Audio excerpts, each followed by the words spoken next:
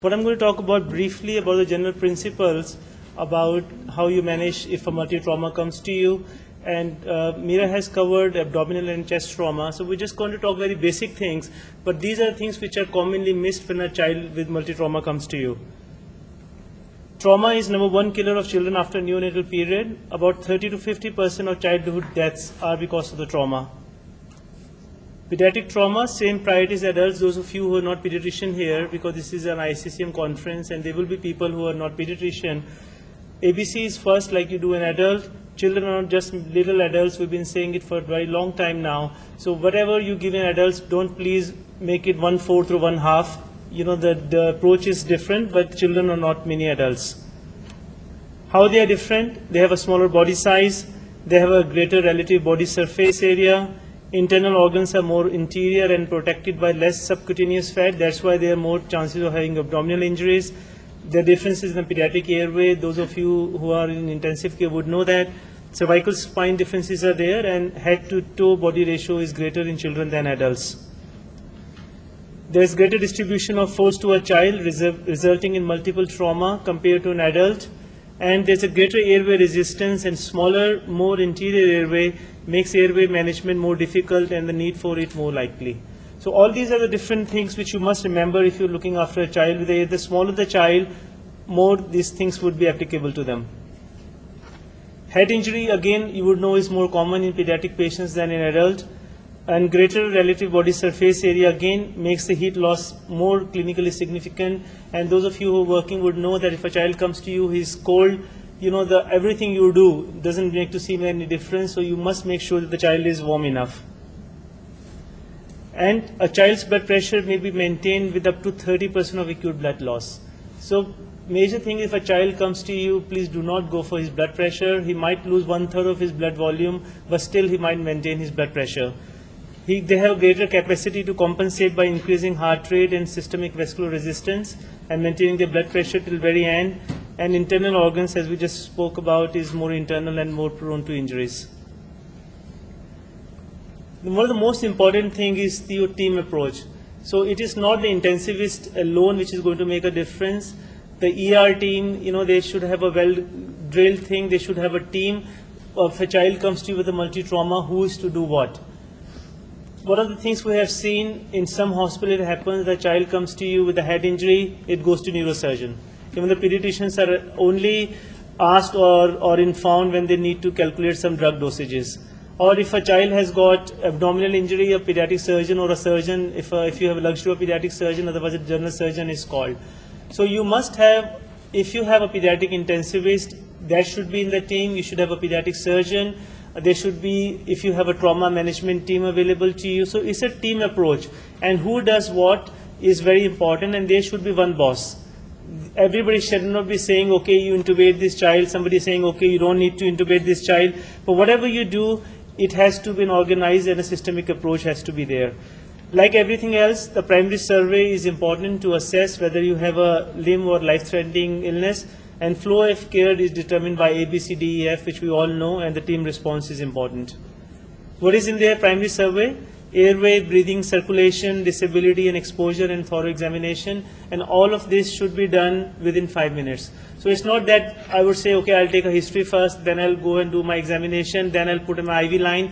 Everything is happening at the same time. So all of it should be done within 5 minutes preferably. Pediatric airway. Children have large head, short neck, small mandible, and large posteriorly placed tongue. Those of you working in neonates only would find very easy to intubate a neonate, but children age group is from 1 month to 18 years. And you will find sometime if you want to intubate them, it's very difficult unless they are properly sedated and at times muscle relaxed as well. So all these anatomical differences, we must keep it in mind before we intubate a child. Children have poor absent mouth breathing ability. Neck overextension can cause obstruction secondary to high glottis, and a good anterior jaw displacement is important if we are not suspecting that there is a cervical injury over there. What usually happens, you put a child on an endotracheal tube. When you do it initially, you force the tube length too much and it goes up right in the right bronchus. We have to secure the intubated child's airway pretty well. You don't want to get it extubated and the child dies. And pass the gastric tube early so that you decompress the stomach when you put the NG tube. So how we do it, if a child comes to you, how you maintain the airway? You open the airway by using a jaw thrust maneuver and maintain spinal precautions as needed. Use suction to remove secretions and blood and vomitus from the airway. We all know that the younger the child, the more respiratory rate the child has. So if you have an older child who is breathing at 30, that might be too much for him. But if you have a child's breathing rate which is slowing down, that is an ominous sign that the child will have apnea, and then you will have to intubate the child. In breathing, you come to the next B is children have small thorax, they have transmitted breath sounds. So auscultation can be quite misleading in these children. So auscultation, instead of auscultation, you must rely on inspection and palpation compared to auscultation is more reliable in these kids. As we know, kids are diaphragmatic breathers. They have pliant chest walls, they have weak accessory muscles and limited respiratory reserve. So all these factors have to be taken into account when you're looking after a child once you take care of their breathing. Respiratory failure is a leading cause of pediatric cardiac arrest. So if a child comes to you, and somebody says, oh, he has got now bradycardia and he's got a cardiac arrest, most of the time it is because the child's breathing is not looked into. The child comes to you, you feel okay, he's breathing, but he might be at the last leg of his breathing, and because of your breathing problem, he got hypoxemic, and then eventually he got the cardiac arrest. So breathing portion has to be properly looked into before you go into the circulatory part. How do we take care of the breathing? You assess the respiratory rate, effort, and the chest wall rise. Assess adequacy of minute ventilation, which is tidal volume and respiratory rate, and make sure that if you intubate the child and put them on a ventilator, the chest rise is there, regardless of how ml per kg of what tidal volume you're using. So what are the possible interventions in these kids? Some kids will only be okay with supplemental oxygen. In some children, you have to do a bag valve mask ventilation, and in some children, you will have to intubate regarding how much severity is there, trauma is there. What are the indications for endotracheal intubation? We all know inability to ventilate child by bag valve mask or need for prolonged airway management. Obviously, if the child has respiratory failure, there is a neurological resuscitation has to be done, or which is shock unresponsive to volume resuscitation. The last slide. In pediatric ICU or the people who are learning pediatric intensive care, they just want to go for a resuscitation or the intubation if they feel that the SpO2 is not doing or it's a respiratory cause. You have a child in shock who is not responding to your fluid management, you already given him dopamine, you already given him starting noradrenaline. Take care of his breathing and intubate the child as well. So shock is one of the indications for you to intubate and ventilate the child. It's not always the respiratory causes you need to intubate the child for. Circulation, we know children have small blood volume. They have a rapid control of blood loss is very essential. But now more and more people are saying if you have hemorrhagic shock, you do not need to give so much blood transfusion. So they are saying that if you give too much blood transfusion, it pop-ups the clot which is there. So make sure that you give enough blood to maintain your blood pressure. Do not over-transfuse the child as well as in hemorrhagic shock. So good initial compensation for hypovolemia. The children have normal reflexes. Sudden onset of irreversible shock. Nothing happens suddenly. It is always that we did not recognize the child who came to us initially. Gradually it got worse and suddenly you find there is no blood pressure. So take care of the child in initial period rather than when the child goes into the so-called irreversible shock. Blood pressure monitoring, we all know, is a very poor method of assessing the shock. To assess perfusion, you check the child's rate, quality of peripheral pulses, skin color, temperature, capillary refill, level of consciousness. The last part is very important. What is the child's mentation? If a child is talking to you, he knows where he is, it means he is neurologically okay. But if you have a very obtunded child and you are giving the treatment for the shock, this child is not getting better, I think that has to be taken into account. So silence is not always golden, as they say, silence is golden, but it's not always golden. Recognize the compensated shock. Management priorities include stopping source of blood loss, obviously, and restoration of circulating volume. What happens, how does the shock happen in trauma? Most of the time it is because of hypovolemia, because of hemorrhage and burns. Cardiogenic, you can have a myocardial contusion. Obstructive element could be there because of hemothorax or pneumothorax. and then you can have a distributive or neurogenic shock because of spinal cord injury. So these are different mechanisms the child can have shock in trauma. I'm not going to talk in detail about it. We all know IV access is important. You put a peripheral line, you cannot get through, and you put an intraosseous line if you're not good at central line. Or if you do not have any of these things, then you call a surgeon who might do a venous cut down for you. But it is getting now obsolete. Most of the people are okay with now you get a peripheral line or you put a central line, or intraosseous needles are available, which you should have in your trauma department or in ICU, because we have incidents that you do not have any, everybody is not available for putting a central line at night, but if an intraosseous needle is there, it should always be available in an emergency department as well if you cannot get an IV line peripherally. Shock management, 100% oxygen you give, assist ventilation as needed, keep warm, mask stays, military anti-shock trousers. Now, these are things which are used in the West. I'm sure, Jerry, if you have any experience with that, but they are called military anti-shock trousers. You put them on the lower limbs, they stop the bleeding somehow, and they stop the pooling of the blood in the lower limbs, and then the circulating volumes gets better and the shock is treated. So this is commonly used in the West. I don't have any personal experience with this mask thing, but it is available. Fluid resuscitation. You give linger rectates or normal saline, 20 cc per kg boluses. Please give it and then reassess and assess and reassess again. Repeat boluses as indicated by the response to the patient. Warm the fluids if possible, and gastric tube placement is done. What are the tests we need to send if a child comes to you? Again, it depends. If a child is critically ill, you send all those usual things which is written over here. Or if the child has got only minor injury, then you might not have to do anything, or you just send hemoglobin and urine analysis if you feel that the child could have some sort of hemorrhage, internal hemorrhage, and the hemoglobin might be low.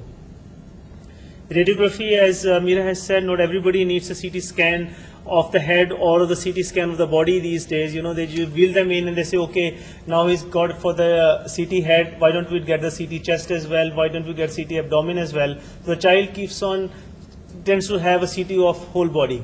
So make sure that you know why you're getting a CT scan done. Radiography of the chest or the abdomen is okay if you don't need a CT scan in all cases. And minor injury, you might not have to do anything. No radiography can be required if the child is okay. Head trauma, briefly I will speak about. It's a major cause of pediatric trauma deaths, and we all deal with this. And most of the pediatric patients which come to you with trauma has got some element of head injury, because they fall down very often, and the head is the first thing they usually fall on, and that's the stony surface, and the head gets injured pretty commonly. And it's not the intracranial hematomas which are the major cause. It is the diffuse axonal injury and edema which is more common. We had a child recently who came to here, a subdural hematoma, did not need drainage, but he had increased ICP, cerebral edema, little bit of a contusion. So contusions are pretty common, and the raised ICP because of cerebral edema is there. So that is not, if you on a CT scan you find he does not have anything to drain, it does not mean there is no head injury. So you must make sure that the other things are looked into. Outcomes are better in children compared to adults, but you have to treat head trauma aggressively from the beginning. So evaluate for increased ICP by pupils, by clinical condition of the child, by Cushing response. There are different things which you can use to evaluate for increased ICP. But let me say that papillary edema is a late sign for increased ICP. So if you go and see, I have checked my pupils, there is no papillary edema, it doesn't mean that he does not have cerebral edema. Even a CT scan, if you do not see a cerebral edema, child can still have cerebral edema. So the talk from Brahan we have 2 days ago, was it yesterday, that you have to have, most of the centers now which are used to are putting ICP monitors to measure your ICP. But these are different things you can measure your ICP. So head trauma, control your airway, protect cervical spine, and ensure adequate shock resuscitation. Glasgow Coma scale is important. If you have a child who might not have a cerebral edema, but he is very obtunded, he is comatose, he is not able to look after his airway, obviously you need to intubate and ventilate that particular child. Isolated head injury usually does not cause shock. So if you have a child with shock along with the head injury, look for something else as well. In the child might be looking very innocuous, but usually the head trauma in isolation does not cause shock in pediatrics. Spinal trauma, rare in pediatric patients, usually high C-spine dislocation is commonly there.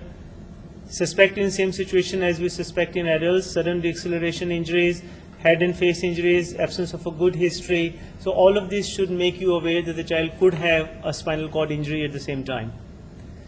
If we think about spinal immobilization, please do it. If you think, oh, he might or might not have it, it is better to give him benefit of doubt and do a spinal thing. Resist temptation to pick up child and run, scoop and run. You have a child who's got, okay, my ICU is just about 5 minutes away, on the 3rd floor. Okay, let's tell the mother that you can pick the child in her lap and then we'll take in a lift. Please try avoid that.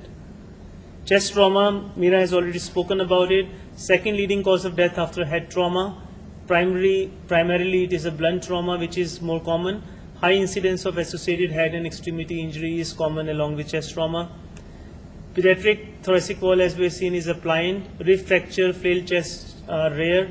Severe intrathoracic trauma can occur without fracture as well. And if you have an older child or an adult with a flail chest, usually nowadays they are using also a non-invasive ventilator. BiPAP is used to splint the chest, but in children normally we do not see that much of a flail chest, but intrathoracic trauma severe can occur without obvious fracture, without fracture at all. As we know, we have to intervene early because children have limited respiratory reserves. Trauma is really poorly tolerated, and so we have to recognize and intervene early in chest trauma. The life-threatening conditions usually in chest trauma are tension pneumothorax and cardiac tamponade. Abdominal trauma, again, most common form of trauma, primarily blunt. Spleen, liver is the most common injuries, and I'm not going to go in detail because we already spoken about this. Mechanism of injury has to be understood. Unexplained hypovolemic shock. So if you have a child, you don't know what is happening, but his blood pressure is persistently down, he could have abdominal trauma which you are not detecting. So in that cases, I think an expert opinion at that time, whether it is a day or night, is important, because as I was trained in England, and one of the very famous consultants told me, it was about a neonate. He said, if you do not know what is happening with your baby, call a surgeon. She might not know anything, but they will surely do something about it. So, so it is a very classic thing, and if you don't know what is happening, call for help. And I think Meera and us, we have been together for years. We spent a lot of nights in ICU together, and we did find out it is a team approach. So if you don't know, you have gone all your bits, you don't know what is happening, call for another head, and they think, okay, something might be happening over there. Extremity trauma, again, it never warrants attention before head, chest or abdominal injury. So make sure that if somebody has fracture, you do not just focus on fracture. You got to see whether he's got any head, neck and abdominal injury at the same time. Most common complication is a neurovascular injury in extremity trauma, especially common in supracondylar areas of humerus and femur. We evaluate distal extremity for pulses, for skin color, for temperature, motor sensory function and capillary refill.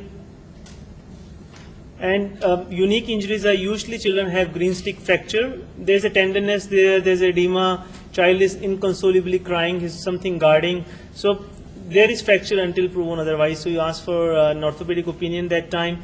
Epiphyseal plate fractures can happen near bones, and there could be growth problems, issues later on with these children. Again, an exposure, it's an E component in your ABCDEF. A complete body check for signs of other injuries is important. Please maintain the modesty there. About 10-8 people with a child. If an older child, a girl is there, you make sure that you are using some sort of cover, because the child usually feel really shy, and he can have problems later on. Maintain your body temperature. Just don't make sure that the child is warm, and look for signs of child abuse at the same time. It's not an issue which we just read and it happens somewhere else. It happens in our country as well. So child abuse is common, not very common because it's not reported. But if a child comes to you with a multiple trauma and he has an history that the child has been coming to ER or for admission, please make sure that you rule out that the child is not being abused at home or for the caretaker. Family, again, you got to look after properly. Family members often feel guilty regardless of actual involvement in the injury.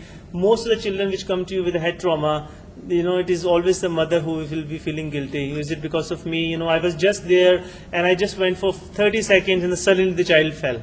And the whole family is on her as well. You are at home, you can't look after a little child, and she is feeling so guilty at that time.